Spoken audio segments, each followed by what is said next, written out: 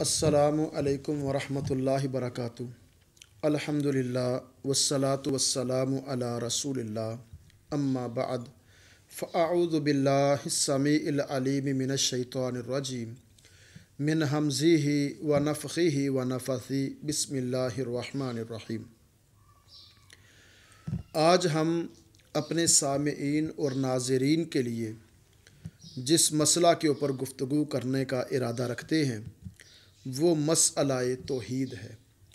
توحید ایسا بنیادی مسئلہ ہے کہ ہر نبی جہاں بھی اور جب بھی آیا اس نے اپنی قوم کو سب سے پہلے بنیادی طور پر جس چیز کی دعوت دی وہ دعوت توحید ہے۔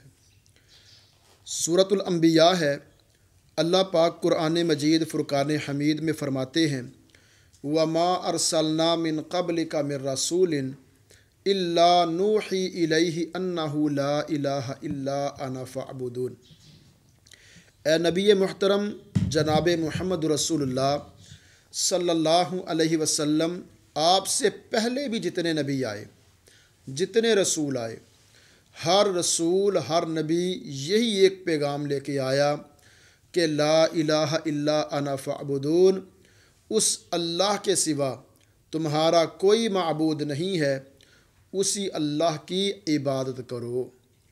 یہ توحید اتنا بنیادی مسئلہ ہے، میرے اور آپ کے پیر و مرشد جناب محمد رسول اللہ صلی اللہ علیہ وسلم کی سب سے پہلی تبلیغ، پہلا واعظ، پہلی نصیحت، پہلا پیغام امت کے لیے مسند احمد کی جو حدیث مبارکہ ہے وہ یہی تھا، قولوا لا الہ الا اللہ تفلحوا، لوگو ایک اللہ کو اپنا الہ، اپنا معبود، اپنا مسجود مان لو، تفلحوا، تم کامیاب ہو جاؤ گے۔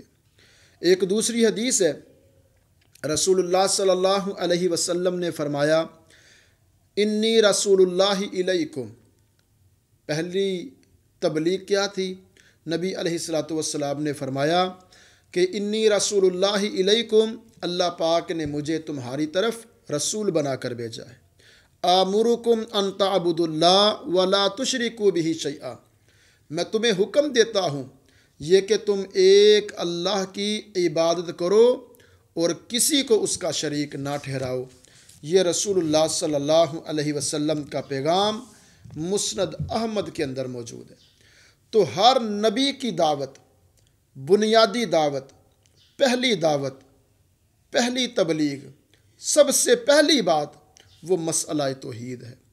آؤ توحید کی بنیاد پر زندگی بسر کریں، توحید کو اپنائیں، توحید کے اوپر زندگی بسر کریں، اسی کے اندر کامیابی ہے۔ علامہ شہید رحمۃ اللہ علیہ کہا کرتے تھے بازو تیرا توحید کی قوت سے قوی ہے، بازو تیرا توحید کی قوت سے قوی ہے، اسلام تیرا دیس ہے، تو مصطفی ہے۔ اللہ کریم ہمیں سمجھنے کی توفیق عطا فرمائے۔ السلام علیکم ورحمۃ اللہ وبرکاتہ۔